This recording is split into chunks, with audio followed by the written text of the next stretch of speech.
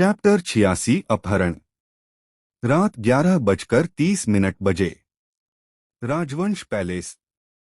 पूरा महल शांत था, लेकिन पार्थ अपने स्टडी में बैठा लैपटॉप पर कुछ देख रहा था। कबीर अंदर आया। बॉस, सब जगह सिक्योरिटी लगा दी है। पार्थ ने सिर्फ सिर हिलाया। फिर भी आज रात कुछ होगा। उसी समय रूही अपने कमरे से निकली। रामलाल के लिए दवा लेने नीचे जा रही थी। कॉरिडोर में अचानक पूरे पैलेस की लाइट चली गई। ये फिर से? रूही घबरा गई। तभी पीछे से किसी ने उसके मुंह पर कपड़ा रख दिया। वह छूटने की कोशिश करने लगी। 3 नकाबपोश उसे उठाकर पीछे के गेट की तरफ भागे। Control room. अलार्म बज उठा। Security breach. कबीर चिल्लाया। बॉस। पार्थ ने स्क्रीन देखी। उसकी आंखें बर्फ जैसी ठंडी हो गईं। रूही। बस इतना कहकर वह बिजली की रफ्तार से बाहर निकल गया। महल के पीछे काली एसयूवी का दरवाजा खुला। गुंडे रूही को अंदर डालने ही वाले थे। तभी धड़ाम! एक काली बीएमडब्ल्यू पूरी स्पीड से आकर एसयूवी में भिड़ गई। एसयूवी पलट गई। पार्थ बाहर निकला। उसके चेहरे पर ऐसा गुस्सा था जो किसी ने पहले कभी नहीं देखा। एक गुंडा उसकी तरफ दौड़ा। धड़ाम! एक ही मुक्के में बेहोश। दूसरा, तीसरा, कोई उसके सामने टिक ही नहीं पाया। एक गुंडे ने पीछे से पिस्तौल निकाल ली। रुक जा! उसने रूही के सिर पर बंदूक रख दी। एक कदम और बढ़ाया तो इसे मार दूंगा। पार्थ रुक गया। रूही की आंखों से आंसू बह रहे थे। वह सिर्फ पार्थ को देख रही थी। गुंडा हंसा। अब क्या करेगा? उसी पल धाय! गोली चली। गुंडे के हाथ से पिस्तौल नीचे गिर गई। कबीर ने दूर से सटीक निशाना लगाया था। बॉस! पार्थ ने 1 सेकंड भी बर्बाद नहीं किया। वह दौड़कर रूही तक पहुंचा। रूही का शरीर डर से कांप रहा था। वह उसे देखते ही फूट फूट कर रो पड़ी। सर, मुझे लगा मैं आपको फिर कभी नहीं देख पाऊंगी। पहली बार पार्थ ने उसे अपने सीने से लगा लिया, मजबूती से, जैसे उसे यकीन दिला रहा हो। अब कुछ नहीं होगा, उसने धीरे से कहा। मैं आ गया हूं। अब कोई तुम्हें मुझसे दूर नहीं ले जा सकता। रूही ने भी पहली बार बिना झिझक उसे कसकर पकड़ लिया। दूर खड़ी मीरा की आंखें भी नम हो गईं। उसने धीरे से कबीर से कहा, देखा, यही प्यार होता है। कबीर ने पहली बार बिना नजरें हटाए जवाब दिया, हाँ, और अब बॉस किसी भी हद तक जाएंगे। उसी समय भागते हुए एक घायल गुंडे ने फोन मिलाया। सर, हम फिर हार गए। फोन के दूसरी तरफ रुद्र की आवाज आई। कोई बात नहीं, अब मैं खुद आऊंगा। फोन कट गया और पहली बार रुद्र अपनी कुर्सी से उठा। उसका चेहरा अब भी अंधेरे में था, लेकिन साफ था कि अब अंतिम युद्ध शुरू होने वाला है। चैप्टर 87 दिल की धड़कन। अपहरण की कोशिश के अगले दिन। राजवंश पैलेस। रूही पूरी रात सो नहीं पाई थी। बार बार उसे वही पल याद आ रहा था जब पार्थ ने उसे अपनी बाहों में बचाया था। सुबह राजमाता ने पार्थ से कहा, पार्थ, रूही बहुत डर गई है। आज उसे काम मत करवाना।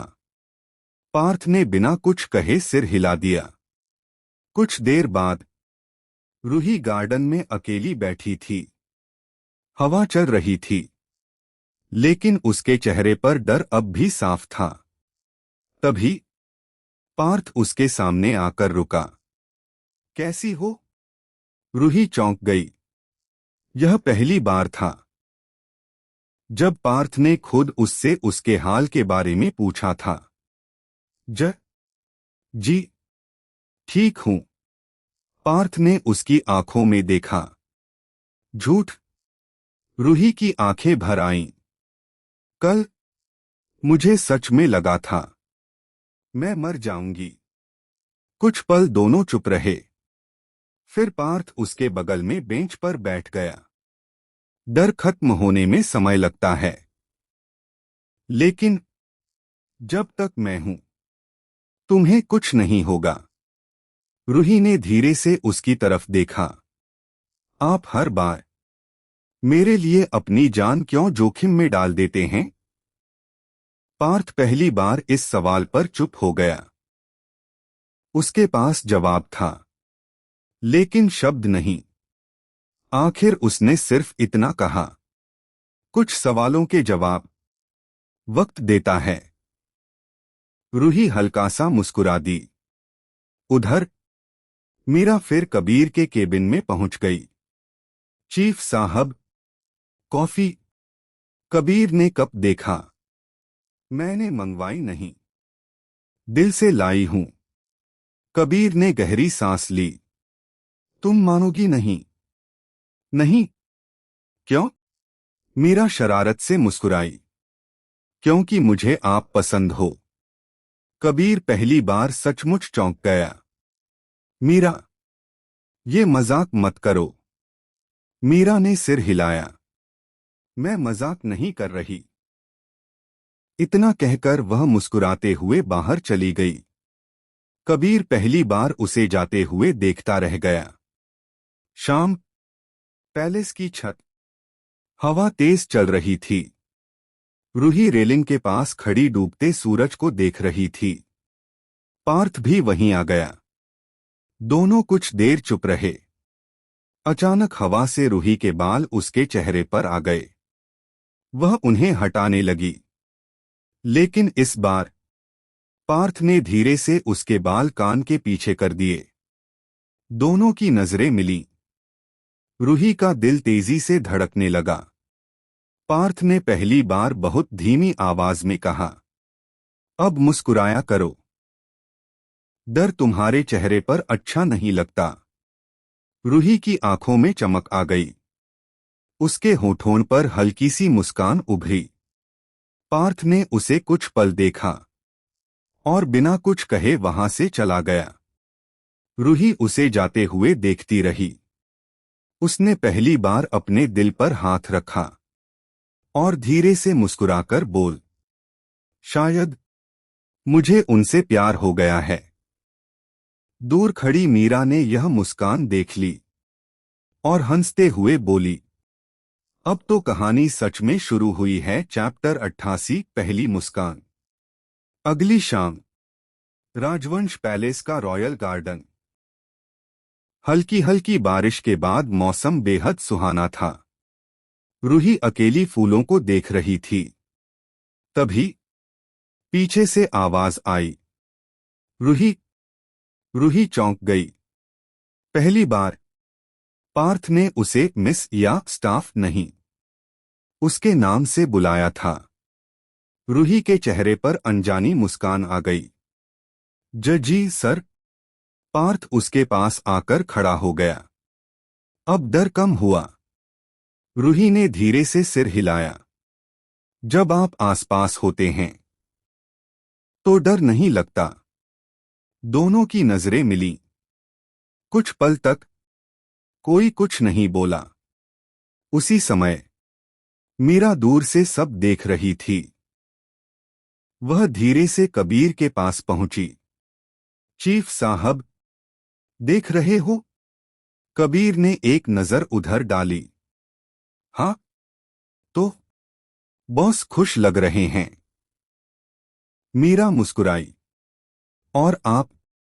कबीर ने उसकी तरफ देखा। तुम बहुत सवाल पूछती हो। मीरा हंस पड़ी। और जवाब भी तो मिल रहे हैं। गार्डन। हवा अचानक तेज हो गई। रूही के कंधे पर रखा दुपट्टा उड़कर नीचे गिर गया। वह झुकने लगी। लेकिन उसी समय पार्थ ने दुपट्टा उठा लिया। उसने बिना कुछ कहे बहुत सलीके से दुपट्टा वापस रूही के कंधों पर रख दिया। रूही का चेहरा शर्म से लाल हो गया था। Thank you sir. पार्थ ने पहली बार हल्का सा कहा। हर बात पर थैंक यू मत कहा करो। रूही मुस्कुरा दी। तो क्या कहूं? पार्थ कुछ पल उसे देखता रहा। फिर बोला, बस मुस्कुराया करो। रूही की मुस्कान और गहरी हो गई। दूसरी तरफ मीरा जानबूझकर सीढ़ियों से उतरते समय लड़खड़ा गई। अरे! कबीर ने तुरंत उसका हाथ पकड़ लिया। संभल कर। मीरा ने उसकी आंखों में देखकर शरारत से कहा। अगर मैं रोज गिरूं तो रोज पकड़ लोगे? कबीर ने हाथ छोड़ दिया। तुम जानबूझकर करती हो।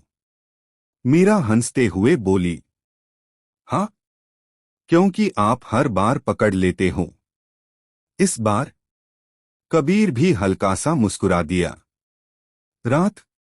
रूही अपने कमरे की बालकनी में खड़ी थी। उसे नीचे गार्डन में कोई दिखाई दिया। वह पार्थ था। दोनों की नजरें मिलीं। पार्थ ने बिना कुछ कहे बहुत हल्के से सिर हिलाया। रूही ने भी मुस्कुराकर जवाब दिया। अब दोनों के बीच शब्दों की जरूरत कम पड़ने लगी थी। दूर खड़ा कबीर यह सब देखकर मन ही मन बोला, बॉस, अब आप बच नहीं पाएंगे। और दूसरी तरफ मीरा मुस्कुराते हुए खुद से बोली, अब मेरी बारी है चीफ साहब। नवासी जलन। अगली सुबह राजवंश पैलेस।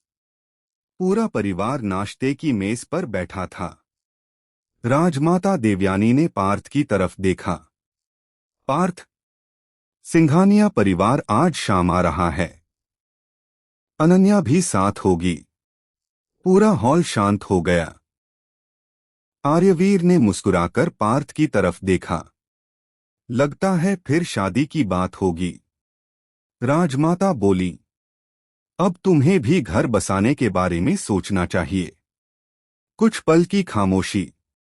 फिर पार्थ ने कॉफी का कप नीचे रखा और शांत आवाज में बोला, ठीक है दादी, मैं मिल लूंगा। यह सुनते ही पूरा परिवार हैरान रह गया। सबसे ज्यादा रूही। उसके हाथ में पकड़ी चाय की ट्रे हल्की सी कांप गई। उसने चुपचाप सिर झुका लिया। दिल में जैसे कुछ चुभ गया। वह बिना कुछ कहे वहां से चली गई। मीरा ने यह सब देख लिया। वह तुरंत रूही के पीछे गई। गार्डन में रूही फूलों को पानी दे रही थी, लेकिन उसकी आंखें नम थीं। मीरा ने पूछा, क्या हुआ? रूही ने मुस्कुराने की कोशिश की। कुछ नहीं। सर की शादी हो जाएगी। अच्छी बात है। मीरा ने उसकी आंखों में देखा। झूठ बोल रही है तू। रूही चुप हो गई। धीरे से बोली, पता नहीं। ये सुनकर अच्छा नहीं लगा। मीरा मुस्कुराई। मतलब? दिल की घंटी बज चुकी है। रूही ने शर्म से उसका हाथ पकड़ लिया। चुप कर। उसी समय दूसरी मंजिल की बालकनी से पार्थ नीचे गार्डन में खड़ी रूही को देख रहा था। उसने साफ देख लिया था कि शादी की बात सुनकर रूही उदास हो गई थी। उसके होठों पर बहुत हल्की सी मुस्कान आ गई। कबीर पीछे आकर खड़ा हुआ। बॉस, लगता है किसी को आपकी शादी की खबर पसंद नहीं आई। पार्थ ने नीचे देखते हुए सिर्फ इतना कहा। यही देखना चाहता था। कबीर पहली बार हल्का सा मुस्कुराया। शाम, राजवंश पैलेस के बाहर एक लंबी लग्जरी कार आकर रुकी। दरवाजा खुला। अनन्या सिंघानिया मुस्कुराते हुए बाहर उतरी। उसने दूर खड़े पार्थ को देखा और सीधे उसकी तरफ बढ़ गई। दूसरी ओर सीढ़ियों पर खड़ी रूही ने यह सब देखा। उसके चेहरे की मुस्कान पूरी तरह गायब हो गई। और पार्थ एक पल के लिए अनन्या की तरफ देखने के बाद चोरी चोरी सिर्फ रूही के चेहरे के बदलते भाव देख रहा था। उसे पहली बार यकीन हो गया, रूही के दिल में उसके लिए जगह बन चुकी है। चैप्टर 90 जलन का असर। शाम, राजवंश पैलेस। सिंघानिया परिवार का भव्य स्वागत हुआ। अनन्या सिंघानिया महंगे गाउन में पूरे आत्मविश्वास के साथ अंदर आई। उसने सीधे पार्थ के सामने आकर मुस्कुराते हुए कहा, हेलो पार्थ। पार्थ ने बस सिर हिलाया। वेलकम। बस इतना। न मुस्कान, न कोई गर्मजोशी। लेकिन दूर खड़ी रूही ने सिर्फ इतना देखा कि पार्थ ने अनन्या का स्वागत किया। उसका मन और भारी हो गया। राजमाता मुस्कुराईं। पार्थ, अनन्या को पैलेस घुमा दो। कुछ पल की खामोशी रही। फिर पार्थ बोला, ठीक है। रूही के हाथ से जूस का गिलास लगभग छूट गया। वह चुपचाप वहां से चली गई। गार्डन। रूही अकेली बैठी थी। उसकी आंखें नम थीं। वह खुद से बुदबुदाई, उन्हें खुश रहना चाहिए। फिर मुझे इतना बुरा क्यों लग रहा है? उधर पार्थ जानबूझकर अनन्या के साथ गार्डन की तरफ आया। अनन्या लगातार बातें कर रही थी। हमारी शादी के बाद मैं इस पैलेस का इंटीरियर बदल दूंगी। पार्थ ने कोई जवाब नहीं दिया। उसकी नजर सिर्फ रूही पर थी। रूही ने दोनों को साथ देखा और बिना कुछ बोले उठकर जाने लगी। तभी उसका दुपट्टा झाड़ी में उलझ गया। वह निकालने लगी, लेकिन हाथ कांप रहे थे। पार्थ ने यह देखा। वह तुरंत आगे बढ़ा। अनन्या भी उसके साथ चल पड़ी। लेकिन पार्थ सीधे रूही के पास गया। उसने बिना कुछ कहे दुपट्टा झाड़ी से धीरे से छुड़ाया और उसके हाथ में दे दिया। ध्यान से, बस एक शब्द, लेकिन उसमें वही चिंता थी। रूही ने उसकी तरफ देखा। Thank you sir. वह जल्दी से वहां से चली गई। अनन्या यह सब देख रही थी। उसने हल्की मुस्कान के साथ पूछा, पार्थ, तुम इस लड़की की इतनी चिंता क्यों करते हो? पार्थ ने उसकी तरफ देखा। उसका जवाब छोटा था, वो हमारे पैलेस की जिम्मेदारी है। अनन्या ने कुछ नहीं कहा, लेकिन उसे महसूस हो गया। पार्थ की नजरें हर कुछ सेकंड में रूही को ही ढूंढ रही थीं। रात, मीरा रूही के कमरे में पहुंची। तू उससे दूर दूर क्यों भाग रही है? रूही ने धीमे से कहा, अगर उनकी शादी हो गई तो मुझे आदत डालनी होगी। मीरा ने माथा पकड़ लिया। पगली, तुझे दिख नहीं रहा? सर पूरे समय किसे देख रहे थे? रूही चुप हो गई। उसे जवाब नहीं मिला, लेकिन उसके दिल में उम्मीद की एक छोटी सी किरण फिर से जग गई। उसी समय अपनी बालकनी में खड़ा पार्थ नीचे रूही के कमरे की खिड़की की तरफ देख रहा था। कबीर उसके पास आया। बॉस, लगता है प्लान काम कर गया। पार्थ के चेहरे पर बहुत हल्की सी मुस्कान आई। अभी नहीं।